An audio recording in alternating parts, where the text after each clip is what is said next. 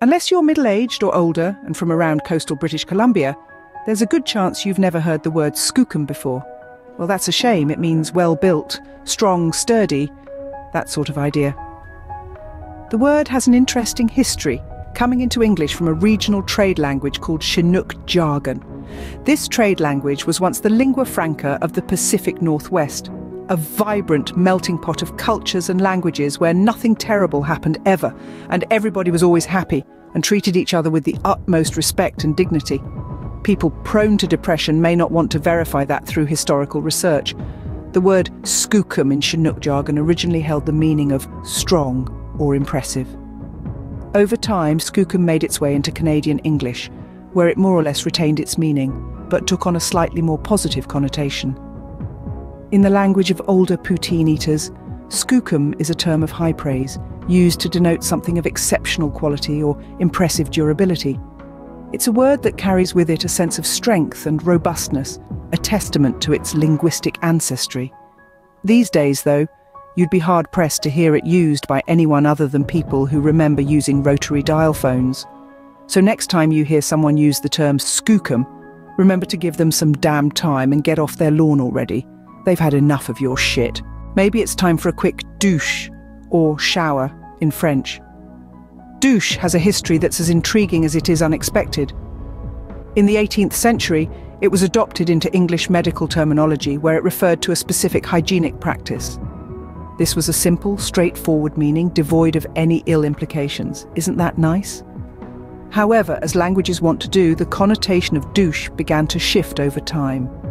Today, it bears a derogatory connotation in modern slang, a far cry from its original French meaning. If you call someone a douche, you're calling them a jerk. Someone who will tell you all about why going vegan is the only option if you truly care about the planet. They then get into their leather-upholstered Mercedes and speed through a school zone to the highway, where they'll not use their signal to get into the passing lane, only to promptly slow down and block traffic.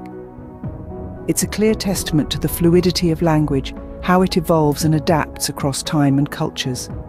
The term douche has indeed travelled a long and winding road to arrive at its current meaning.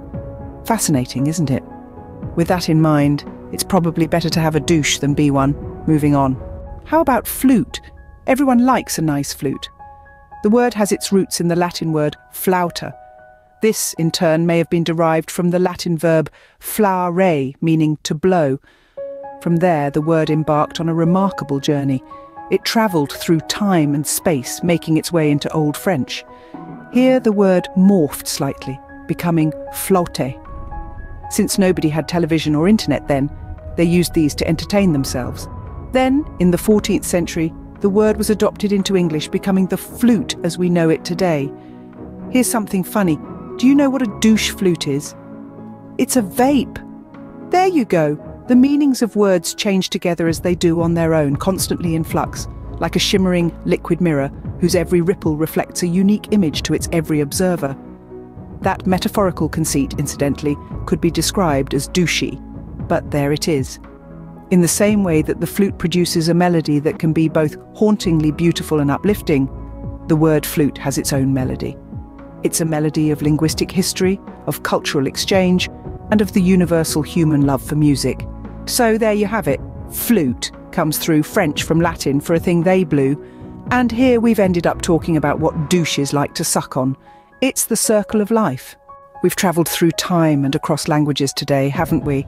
From the robust skookum of Chinook jargon, to the controversial douche of French vintage, and the melodious flute with its ancient roots in Latin. Each word has embarked on a unique journey, evolving and adapting, before finding its place in our modern English. It's a fascinating voyage, isn't it? Thank you for joining this linguistic journey. The next time you're in Vancouver, why not drop by a vape store and say you're in the market for a Skookum Douche Flute? That's all for today. Goodbye.